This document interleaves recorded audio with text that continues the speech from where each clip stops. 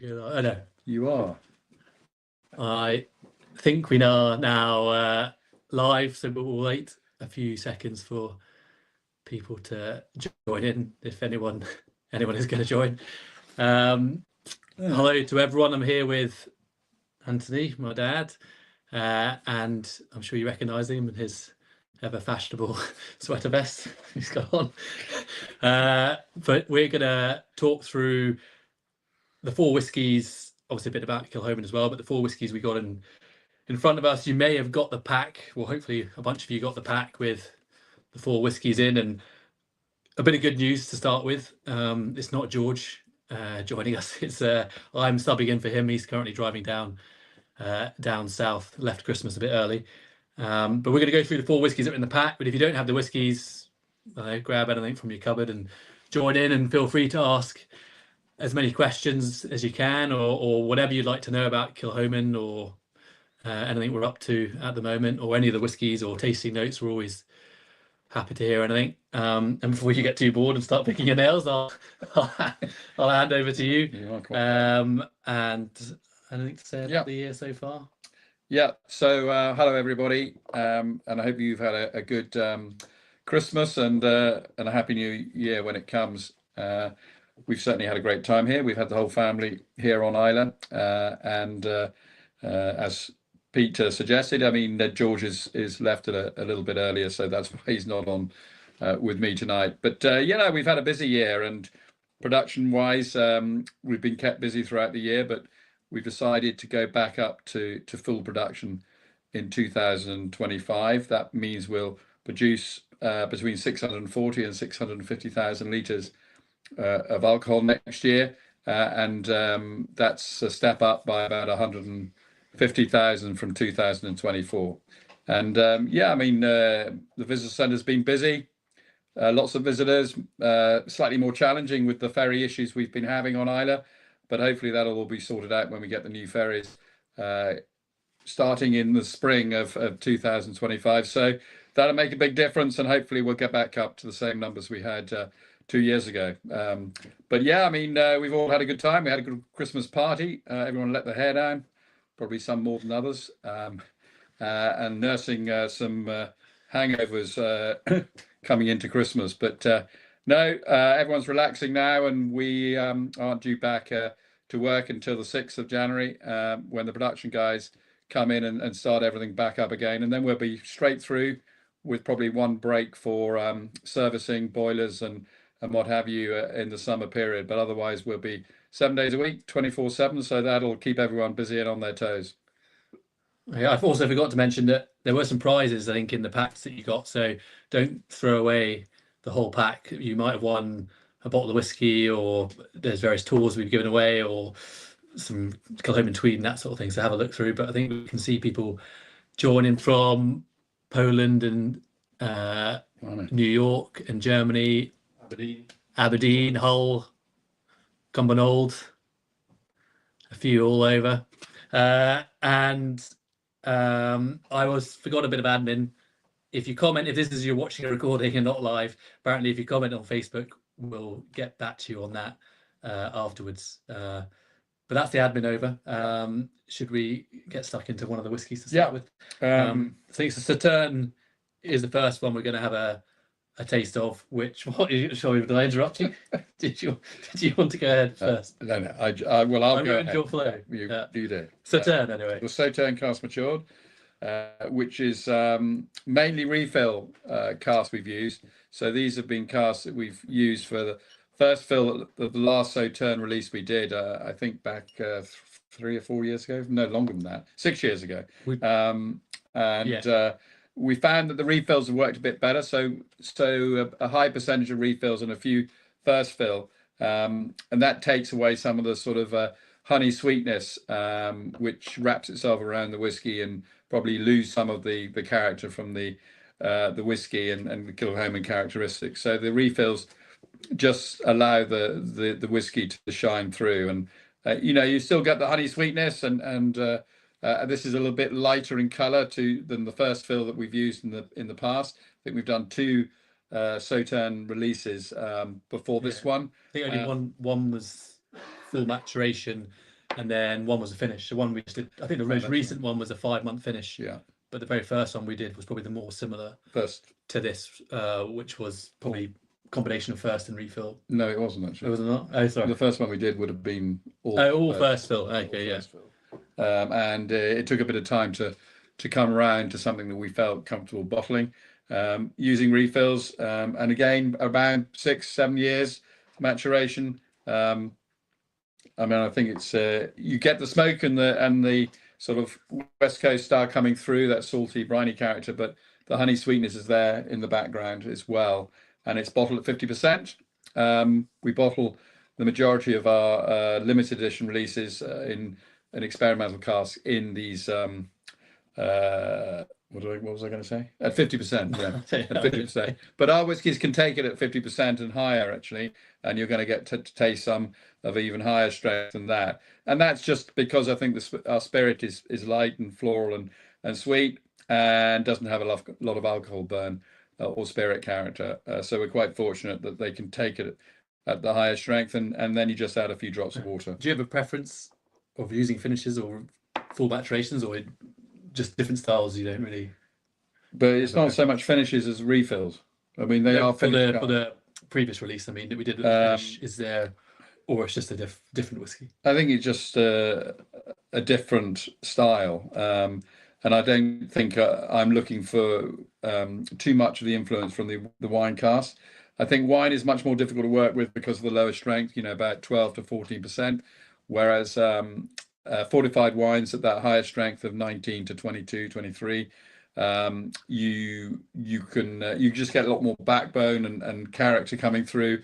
With the lower strength, they can become a bit bland and a bit sort of unstructured, which is not what we're looking for when we're using them for our whiskey maturation. Yeah, because I think it's like a lot of the Kilchomans where on the nose you're getting a lot more of that sweetness and fresh fruits and those citrus notes coming through, that sort of honey note that you mentioned. But then on the palate, the more smoke, more that peat comes through, and that saltiness that's kind of typical with our peat or our whiskies, that salty smoke comes through much more on the palate. Yeah, and I think the honey sweetness comes through at the front of the palate, and then at the back, that sort of salty, briny, peaty character comes through. So I think it works quite well, and I think we're fortunate that with our style of whiskey, it works pretty well in all these different experimental cask types we use. But it only represents about between 5 and 10% of our total production that we use these different cask types, and that's just about showcasing our spirit in different formats, really, and showing that how much influence the cask that you mature in has on the whiskey as it matures. So, I think it's great fun to be able to do this, and fortunately for us, it works pretty well in all sorts of different casks. Yeah, and if you've got any tasting notes that you're getting in here, then write them down, let us know, and we'll see if others joining have the same notes come through from the whiskies. But I think Sauternes is something that we're going to continue doing. It's not going to be part of the core range, but it's something that we're going to bottle again. Yeah, and we're filling more casks. Yeah. I mentioned fortified wines as being easier to work with, but we'll still carry on with the Sauternes because it's works so beautifully well, and has a totally different character to so many of the others that we use. But on the whole, red wine, unless the casks are treated, shape toasted, red wine casks tend to have too much tannin. It dries out the palate, and it's difficult to get that balance between the wine and the spirit. So the thing is, we've been doing this for sort of 16, 17 years with these different cask types.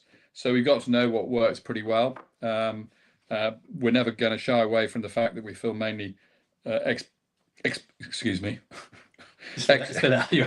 ex-bourbon and ex-Oloroso sherry are our mainstay and represent probably about 90% of our maturation, our filling program, and that's mainly sort of 60% ex-bourbon and 30% ex-Oloroso sherry, and that's just because we know how well it works. Hogsheads and butts for the Oloroso sherry, and obviously a lot of you know our Sanaig at 46%, and now we've released the Cask Strength, which you're going to get to taste. Those are all matured in Olorosa hogsheads to give more of that big hitting sherry influence at a younger age. And Yeah. I think a couple of questions coming in. Okay. Are there any experimental cask types in the warehouse that haven't been used or released? Yeah, no, there are. White port. We've done some champagne. I shouldn't mention that, but I can say You're not allowed to say. Blanc de Blanc, but champagne cask. We've done a few finishes as single cask, and we're also maturing full maturation in champagne, and we haven't released that. Pinot de Charente, and we've also filled some Maori cask from Sicily. So there are quite a few different cask types that we're using, that which haven't yet done a release, which will be coming up in the next 6 months to a year or 2 years time. And kind of on the same lines, the Daily Whiskies asking, which cask do you find the most exciting to work with? Well, I think a cask type that clearly has been very popular and was developed by Jim Swan, Dr. James Swan, who was my consultant and has been the consultant for a number of distilleries from around the world. The Shavetoast and Richard X red wine cask, something that everybody is now using. Certainly the newer distilleries, because they give this sort of summer fruits character to a younger spirit, and really brings them on, and they work very well. And we've been using those for a number of years. I think Calvados works very well with Kilchoman. We haven't done a full maturation of Calvados. We've done some cask finishes, but we're looking forward to doing a full maturation with Calvados. And I think we do check these casks on a regular basis, and some come on a lot quicker than others. Yeah. And just a few comments about the Sauternes being complex. The sweetness definitely coming through. Your eyesight's not good enough to see it. Sweetness definitely coming through. But from Kilchoman saying, yeah, sweet and oily dram. Yeah, sweet again from Gunther. So I think, yeah, that sweetness definitely comes through. But I think, yeah, the important point is it's still very much Kilchoman. It's not. Yeah, just, I think, and that's why I think. No, you interrupted me. I was just given something very insightful. No, I don't think you were going to actually. I think that's why the refill casks that we've used, so they work better because you get more of a balance. So you don't get all that hard hitting Sauternes honey sweetness coming through and smothering the whiskey. And I think that's the trick, really, is just working with your whiskey and making sure you don't let it come, what do I call it? Overcooked. I call it overcooked, which means it's got so much influence from the cask it's been matured in, and that's not what we're looking to do. Yeah, and essentially most of the experimental cask types all started, as you said, Sauternes was all first filled to start with. Yeah, and then it's changed over time. That's pretty much how all the experimental casks have been developed. I mean, the port cask, the second one we'll try probably now, is a pretty good example where the first release was all fresh. Second release, it was a combination of fresh and refill, and now it's all refill casks. Yeah. So it's shown, I guess, we're figuring out what works. Yeah, I think where we think it's worked pretty well, we've refilled those casks that we've emptied for a release, and then we discover if it's going to work well enough in these refills, and it doesn't always. And then therefore you have to use a combination of refill and first fill, and it's always going to be a challenge, because I think people don't appreciate maybe that these experimental cask types, they might work once, but then you go back and buy another bunch of the same cask types, and it won't be the same, because you might be buying them from different chateau or different cooperages, and the cask will have different styles in them. So it's more complicated to work with, and then think it's going to have the same impact the second time you use them. Yeah. Right. Allowed to move on now to the port? Yeah, no, you can move on. Unless you any more insightful comments. Yeah, no, okay, that's enough from you. Yeah. The port. So the second dram is the port. Similar to Sauternes, this is a limited release that we kind of have 5-10% of our production filled into. yeah, the third release, similar to Sauternes, the youngest casks are 6 years of age, but we basically used two different ages, 6-year-old and 10-year-old casks gone into the vatting from the two different releases we've done so far of the port. So if you followed Kilchoman over the years, in 2014 we did a full maturation port as a 5-year-old, then 4-year-old, it was 5-year-old. Was it 5? Yeah, it's 5. Oh, well, Yeah, just check your facts before you interrupt. As a 5-year-old, and then 2018 we did a sort of refill and fresh combination sort of port cask. So, and now it's this one in 2024 was all refill casks that went into the vatting. So 3 different port cask releases, all similar sort of age, very similar cask types, but you'll see 3 different results. And I think the color with this one is the color and the nose, the main features, where the first 2 were ruby red in color, whereas this one looks like it could be ex-bourbon barrels. Yeah, and I think yeah, I mean, the first 2 releases we did, that had this real pungent port color, sort of ruby port color that came through incredibly in the whiskey. And then this is about toning it right back, dialing it back. And I think what we're trying to do here was to showcase it in a different format in a way, and show how different it would be in refill casks, and also 10 years in refill casks. And 6 years, 6 years. So that's been put together. A number of casks from 2014 and a number from 2015, 18, sorry.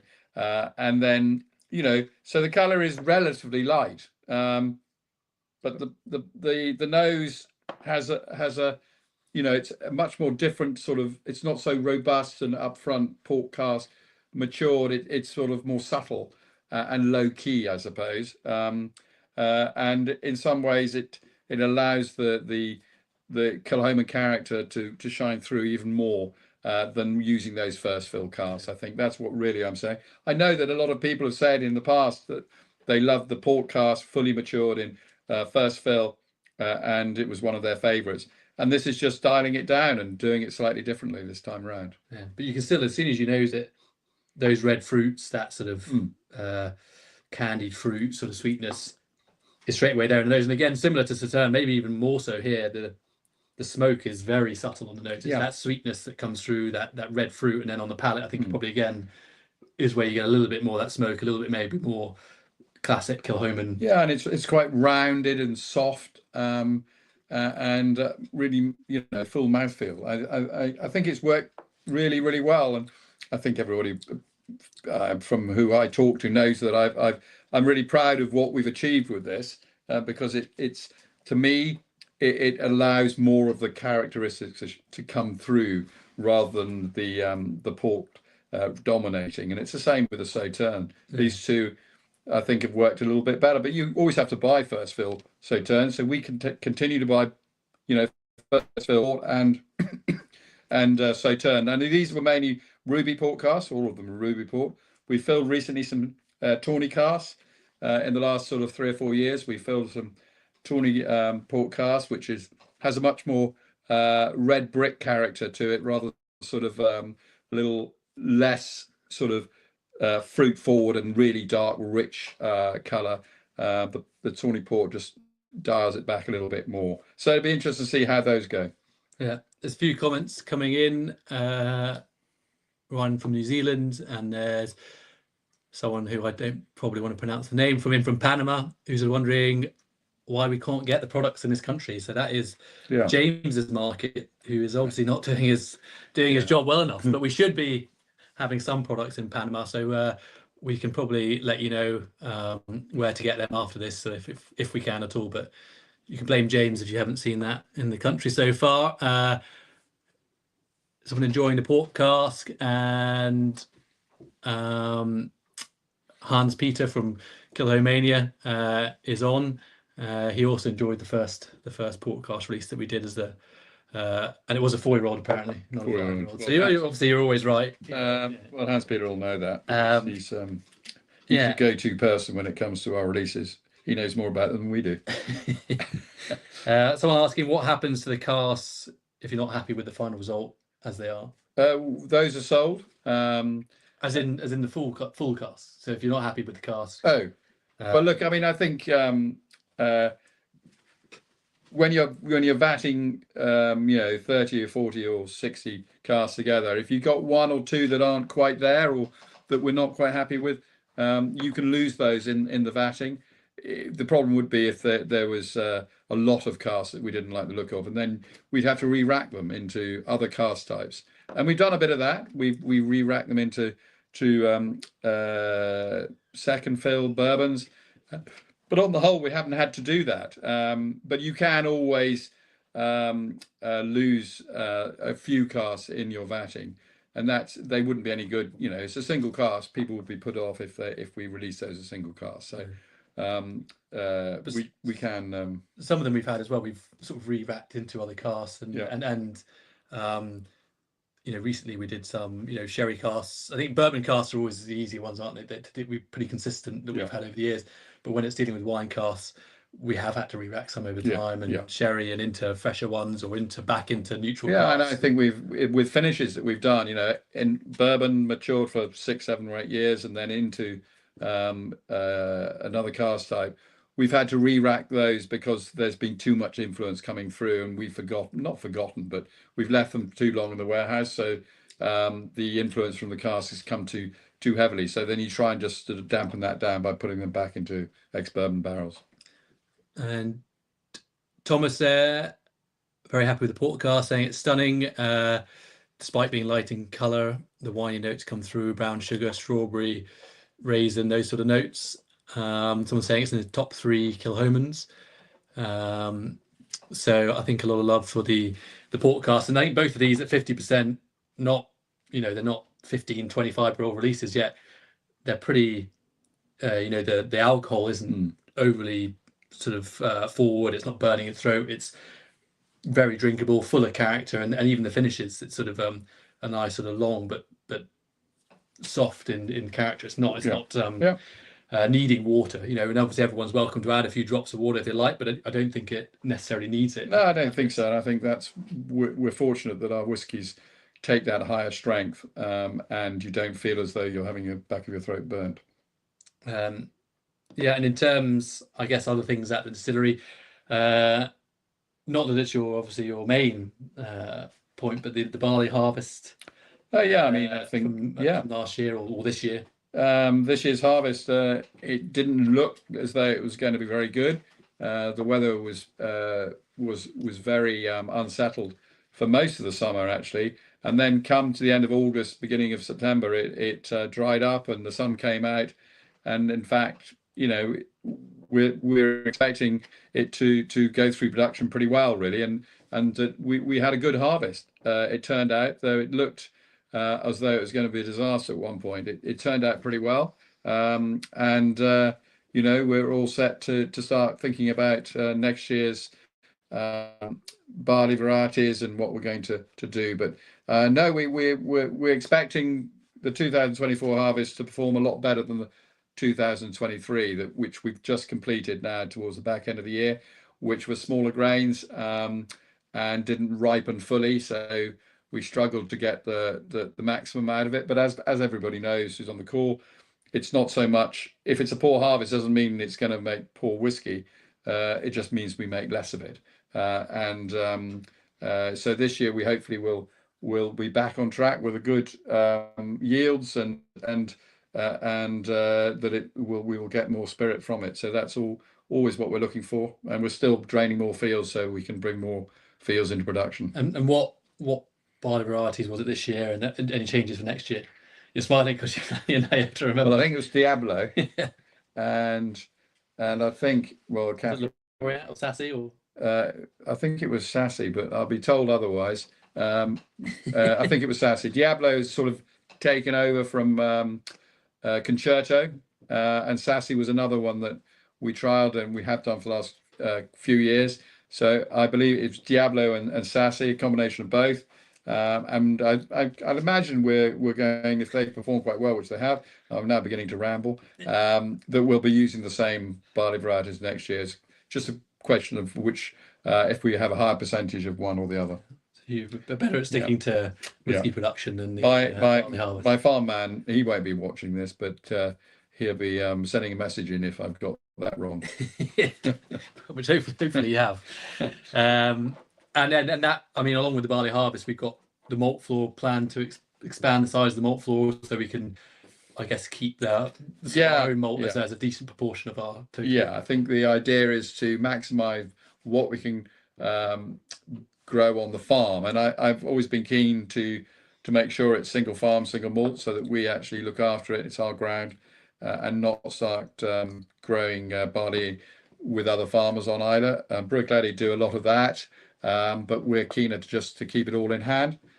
So we've still got a way to go before we maximise the amount we can produce, and that's pretty important to us because it is our flagship expression, and everyone connected with the distillery is immensely proud of being able to achieve what we do with our 100% liner. You do a little less malting these days. Who? Yourself? Oh, I don't. Yeah, the guys know a lot. They do the shoveling more more now. Yeah. Well, I always tell everybody that I have done all aspects of production, and the malting side was one of the most challenging for us to get that right, to get the barley or the green malt from one place to another.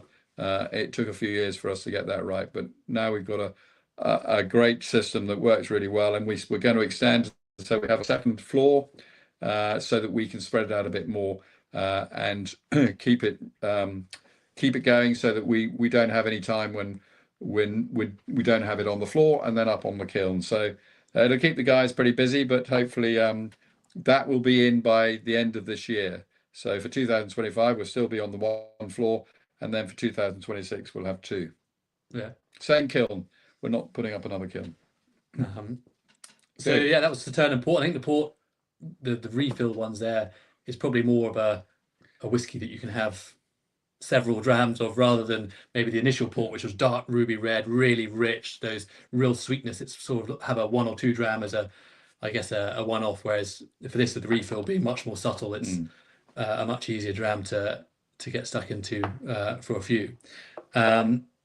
But to move on to Sanaig Cask Strength, which is number 3, which was probably one of the most eagerly awaited releases we've had in some time, where we've always done Mackay Cask Strength. So Mackay and Sanaig obviously being the 2 core range Kilchomans for a number of years now, and Mackay we fill more into ex-bourbon barrels, so we always have more of the Mackay available as being majority ex-bourbon cask release. So that's always been the easier one to do in terms of stock to do it at Cask Strength. So we've done that for maybe 4 or 5 releases now. But this year was the first time we've ever done Sanaig at Cask Strength, because it's more sherry casks, and it's Oloroso sherry hogsheads that mainly go into that release. So it's just a more limited stock that we have of it. So this year we've obviously, well, over the previous years, filled a bit more sherry casks into the warehouse. So we now have the chance to do a bit more experimenting with the Sherry Cask Matured, and Sanaig has benefited from that, where we now have the Cask Strength version up at 57.8%. So literally before it's reduced to its from its natural cask strength down to 46% as the worldwide release that you know it as. It's we did about, I think, a limited run of maybe 20 to 25,000 bottles all around the world. They were shipped, and it's a bit of a one-off, but it's something that has gone down so well. We might well do it again. I mean, I think we'll be able to do that again in the future. I mean, I think it's great to be able to release a full strength Sanaig. I think as Peter says, you know, a number of people have been crying out for this, but we didn't have the stock available to do a cask strength, but we do now, and that's it's great that we've had positive feedback. And I think, you know, at 57.8%, you know, you try that, you don't feel as though it is that full strength. Yes, it's a bit more powerful, but it's got everything there that the Sanaig at 46% hasn't got in terms of the full hit. And I think that's why I've always been a huge fan of Kilchoman at the full strength and single casks and the batch strengths and the higher strength Mackay and others that we've done have always been my favourites, because there's no such thing as it's too strong. You just douse it down with as little or as much water as you want. But I always encourage people to try them neat and then add water to your own individual taste. But look, this is 70% Oloroso sherry hogsheads and ex-bourbon barrels is the sort of rough ratio that we've used, and always used the same ratio for Sanaig since we launched it in 2014. Yeah, and I think the cask strength, Hans Peter's just asking about whether it's one-off. It's one of those tricky questions where it all depends on what stock we have at the time, how the casks come on. As we see it, we hope to do another one in the future. But yeah, no, I think we will. We're filling more. We're making more liters of alcohol every year since we started, from 50,000 liters in 2006 up to 2023 when we produced 640,000. We've always continued to, and then we just dipped down a little bit in 2024, and now we're going back up again. And so, you know, that has allowed us to fill more of the casks that we know work so well. And, you know, ex-bourbon being one of those, but Oloroso sherry is certainly something that we're filling more of, and more of these hogsheads for the Sanaig, because we didn't really appreciate how popular Sanaig was going to be when we released it. And it's extraordinary how well it's done around the world, and in some markets it outsells Mackay Bay, which was never our intention that would happen. But we're delighted how well it's been received. And so we're right to say probably there is going to be another one, but when is? I mean, look, I mean, I think you know, I don't think we should ever put a timeline on it really, but I think we'll definitely be doing them like we've done with Mackay Bay, and you know, I think everybody knows that the more cask strength or high strength whiskies we can release, the better. Yeah, and having worked with you for a while now, I know that you may change your mind any day anyway. So well, could be any time. Sales and marketing, you know, they think things are so easy. They just have to come up, dream up something that works, and tell us to put it together. What they don't realise is how difficult it is to put all these different releases together and have the space and what have you to make it work. But we do, because I think at the end of the day, you need to be flexible and nimble on your feet, and that's certainly what I've trained everybody at the distillery that we need to be. And fortunately for me, Robin, who's the production manager, some of you've met, is very adept at reacting to any demands from the sales marketing team. Demands, is that what it is? Demands. Yeah. A question coming in about the sherry hogsheads used, and I guess in inverted commas, real sherry casks or seasoned casks. And yeah, I mean, look, I think everybody appreciates they come from a very well-known house, as everybody knows. Jose Miguel Martin is one of the foremost sort of suppliers of sherry casks to the whiskey industry. And look, you have to understand the sherry industry. Most casks now coming out of Jerez are seasoned casks. They don't have these wonderful old sherry casks that they can release. They certainly have a few, but you're never going to get them in consistent numbers. So, you know, it is seasoned casks that mainly come to Scotland, and we have to just accept that's the case and work with that. But fortunately for us, Miguel Martin, who I work very closely with him, and going out again this spring to see him, you know, some of his casks are wonderful, and sometimes we get offered these extraordinary old sherry casks, but they're very few and far between. Yeah, and to go back, I guess, to the character and taste of the cask strength version. I mean, obviously it follows a similar style of whiskey to the regular release of Sanaig, but you know, on this one with the extra strength, I think you get that, whether it's the strength as well that brings it through, is that spiciness on the palate that comes through a lot. You know, the regular Sanaig with the extra water added is maybe a little bit more of that sort of richness coming through the dark fruits, whereas here the spiciness comes through that little bit more. Yeah, I think it is slightly different, but it is the same vatting. It's exactly the same, and it's the strength that makes it a much bolder dram, and I think that's what I love about it. and at a relatively young age. We're not pretending it's an ancient dram you're trying, but fortunately for us, it tends to work quite well at a young age. Yeah, I think the finish as well is where it really takes hold. You know, the regular Sanaig again is great on the palate, really sort of I guess easy drinking whiskey to some level, the Sanaig, and then the finish is there, but it's probably a medium finish. Whereas here, that character really goes long into the finish. You get waves of the sweetness coming through. As I say, those sort of dry fruits, the spiciness, the smoke really carry long into the finish. And even near 60% alcohol, you're still not, you know, you're not reaching for the water to sort of mellow it out at all. It's a really easy drinking whiskey, even at this ABV. Yeah. Have you seen any more? Are you hoping for some more questions? I can't see any. I'll let you know. So regarding to this whiskey, Gunther saying that it's fantastic, smart smokiness, light sweetness, a little spicy, and then to do some more broader questions, we've got information on exciting releases in 2025.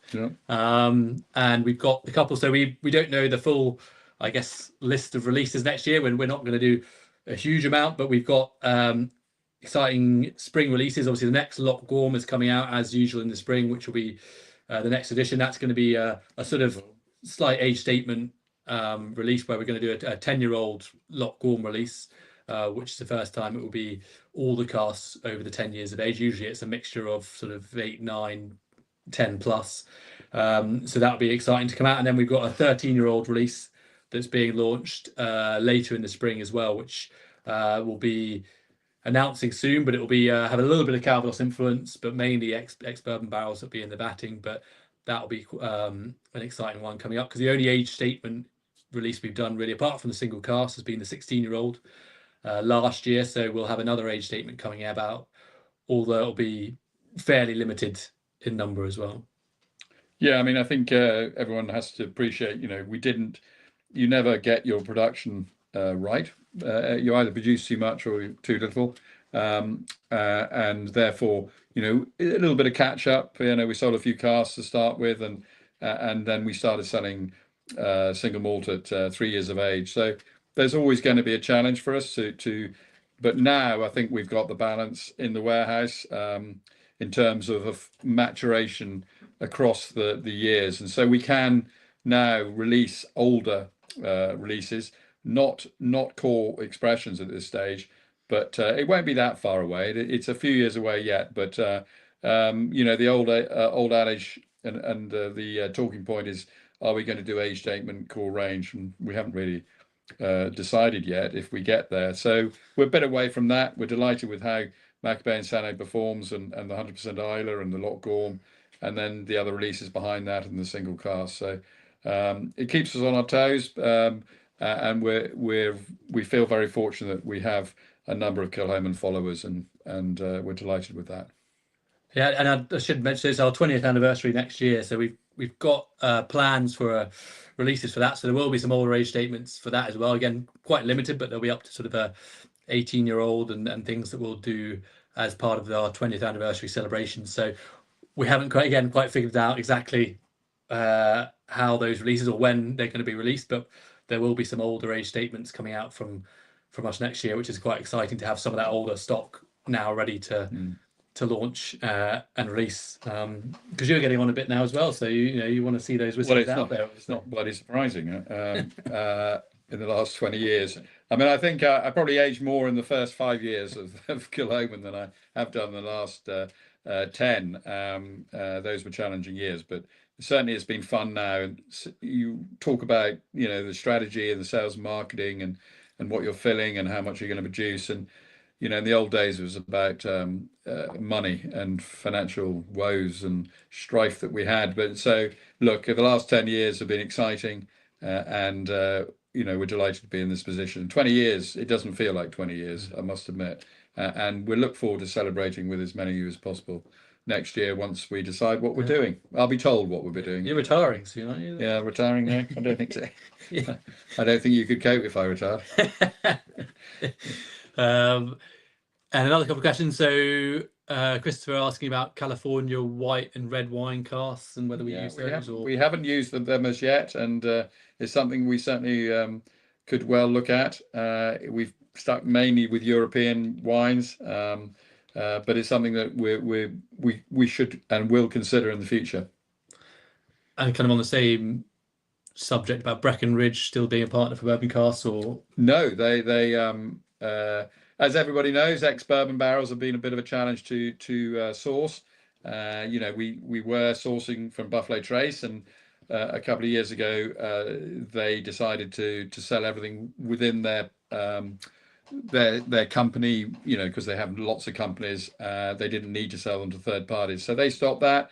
We then went to Breckenridge, and then Breckenridge decided that it wasn't something that really fitted with what they wanted to do, and so now we're buying through a cooperage in Kentucky, and we're getting a lot of consistency through them, and they are single distillery. At the moment, I'm not going to name those distilleries just in case something happens. Price went up through the roof, and now it's started to come back a bit. The world market is just contracted slightly, and therefore there's not so much pressure on empty bourbon barrels as there was. Real challenge for the last 18 months, I would say, but we're back on track now, and we're delighted to be working with this one cooperage in Kentucky. And similar sort of questions coming in about the difference. Have we noticed yet a difference with the bourbons that we've had, ex-bourbon, Buffalo Trace compared to Breckenridge or others? But I guess it's a bit early to tell. I mean, the Breckenridge would have only been filled for 18 months or so, maybe a bit more. We're not expecting. I think the Breckenridge were very good casks, maybe slightly different. And I think the thing for us is about consistency, and that's why Buffalo Trace works so well for us, and that's why now working for a cooperage who buys from lots of different distilleries, we're pretty confident that we're going to get them from distilleries, and that will make a big difference to us in terms of the consistency of the casks and then the product as it develops and matures. So, in some ways, if you put all your eggs in one basket, which we did with Buffalo Trace, and they decide to cut you off at the knees, and give you 2 or 3 months notice, you're a bit stuck, especially when the market was roaring its head off and the cooperages were saying, no, we can't supply you, or come back in 6 or 8 months. So I started to forge some relationships with 1 or 2 cooperages, and one has come through, and we're delighted to be working with them. But it's about building trust and relationships, and it's the same throughout any industry, and that's what we try to do with supply of barrels, and also with our distributors around the world, which are key to Kilchoman's success. And Thomas is asking about age statement releases for the core range. I think you mentioned that we're just too early again to say at the moment. Obviously, we hope to build up. Yeah, I mean, I think those who bought Maccabee very recently, we've changed the vatting slightly. There's a little bit more Oloroso sherry influence in the most recent vattings that we've done, and that will continue, and a bit more age.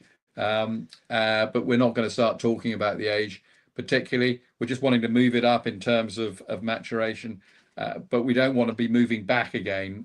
Once we've moved up in age profile, we want to keep it there. So it's just about being careful not to overstretch yourself. But I think we're in the fortunate position at the moment that we're happy with the production levels that we can reach, and that's why so we have a little bit of extra capacity, and now we're going back up to full production, because we have every confidence going forward that the market will bounce back, and quite rapidly, and we'll be in a very good position to supply. There we go. Well summed up, I think. Yeah, thank you very much. Yeah, well practiced. Good. Well, I have to be.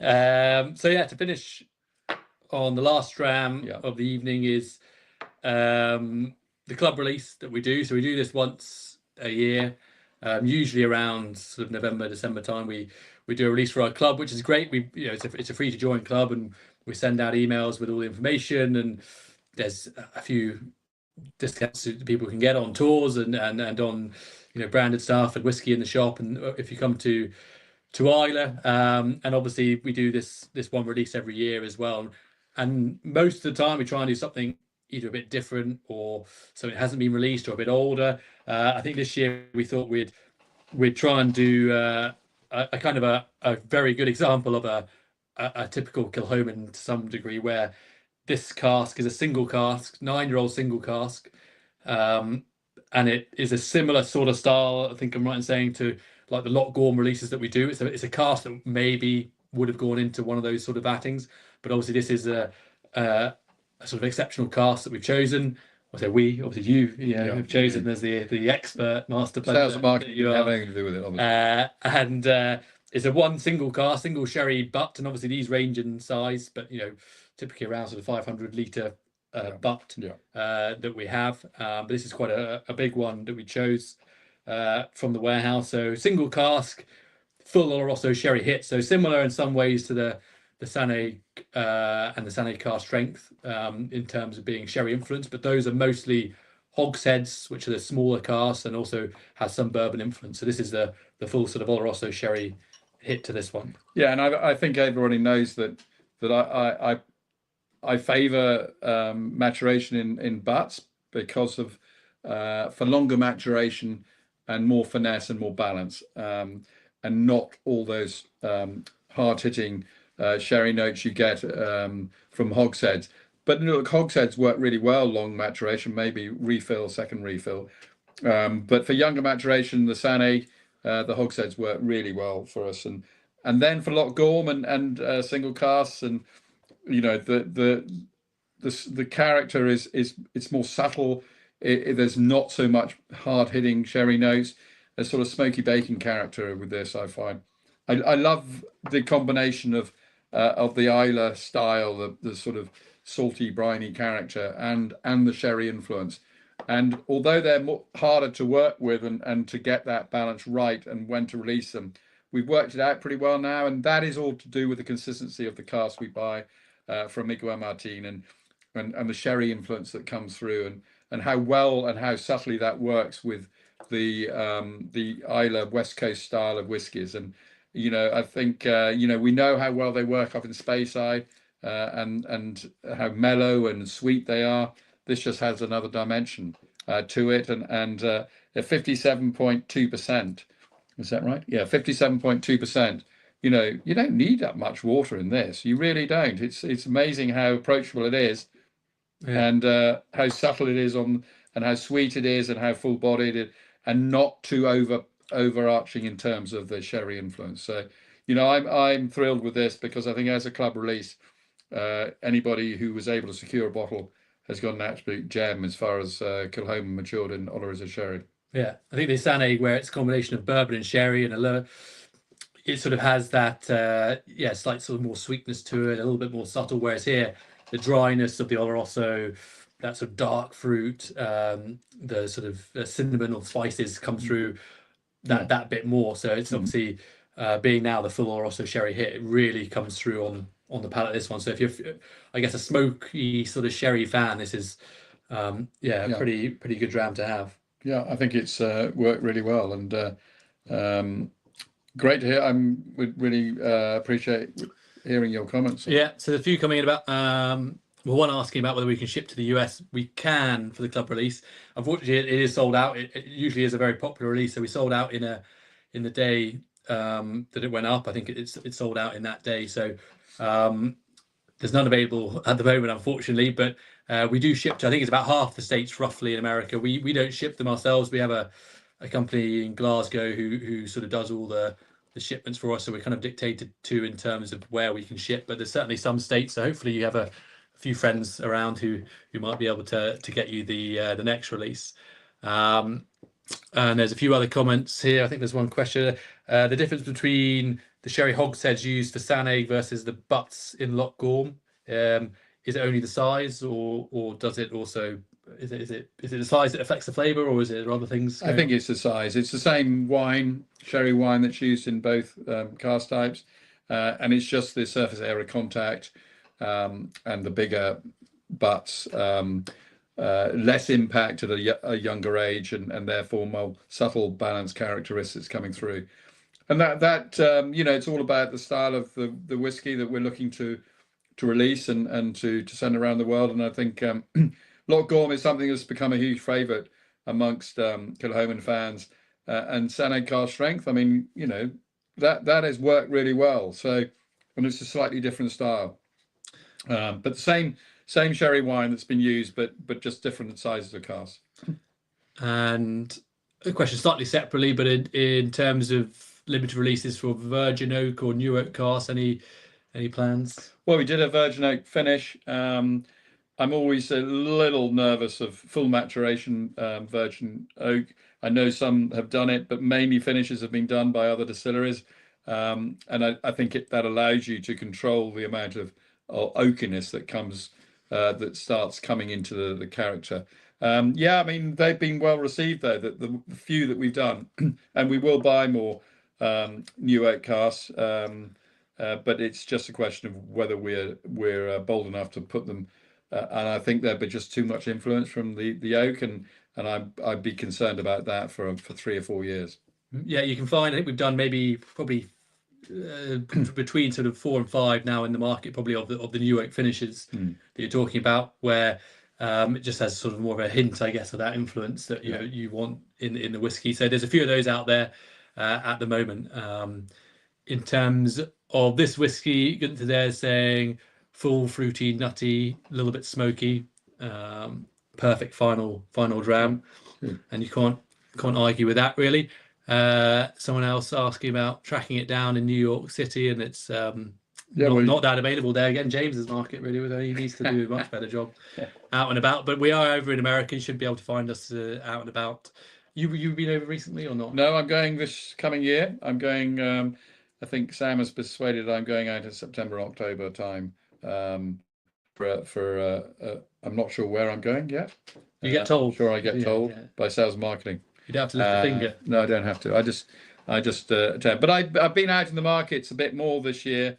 China, Taiwan, and in Europe, and it's actually been great to get back out on the road, because that's where you really find out from consumers what's going on, and to chat to them is a great way. You can't sell whiskey sitting back in the distillery, and so I'm getting out a bit more. Apparently, I'm going to be sent out again in 2025, so I'm looking forward to that.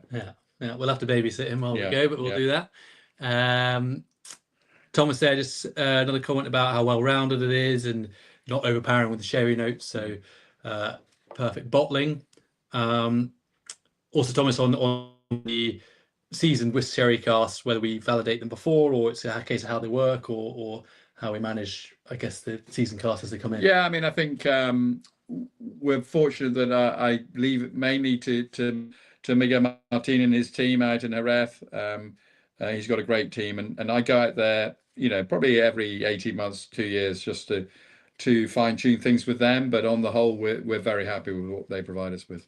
Yeah, and I guess any other questions to finish up? So Christopher, anything that goes into virgin oak coming out tasting like bourbon?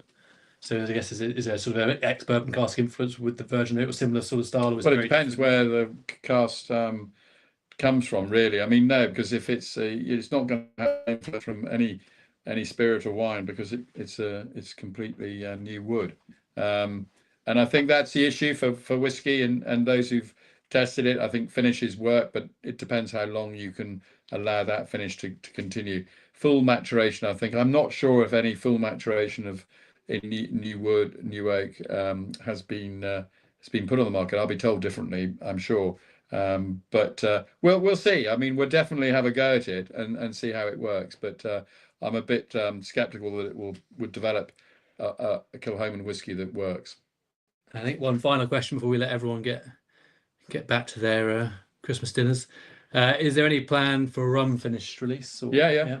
No, we've struggled to get consistently good rum casks that to show all the elements we're looking for, that ripe banana characteristic. So we've just taken delivery of casks from Martinique, and we're just filling them. Well, we just filled some of them before the Christmas break, and we'll be filling the balance in the new year. And we'll be doing some finishes and then full maturation. So it'll be a combination of the two, and hopefully we'll get something that works really well, because we've been slightly disappointed with what we filled in the past, and it hasn't really come through. So that's why we haven't done a rum Cask Matured release to date yet.